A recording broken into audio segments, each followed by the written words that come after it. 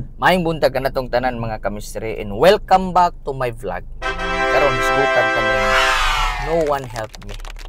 Nakabantay mo mga kamisteri sa panahon nga dagko kay tag mga pagsulay, murag maka-feel biya tanong nga walay mitabang nato. Bisan pa gani ang atong mga gipang ila nga mga best friend, dili sila makatabang kanato. Apan sultian ta kamo mga kaigsunan.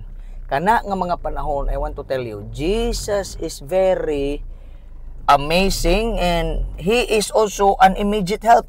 In Genesis 1 verse 2, giklaro maguna sa balang kasulatan, siya diyang gihimo sa Dios gani ang kalibutan.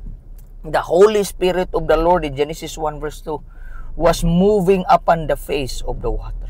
Unang usahay mawad-an betag paglaom, magbati betag kasakit mga kaigsunan kay ang atong gipang-ila wa gyoy mitabang kanato. Dili na nato na siya tagdon mga kaigsunan, no? Kaya ako musulti kaninyo, ang pinakadakong tabang nga pwede ninyong madawat sa panahon nga walay mo tabang ninyo, ang tabang sa atong Ginoo. Say di man nato ma-feel, di man nato makita mga kaigsunan, apan musulti ko kaninyo, God moves in a mysterious way. Good morning.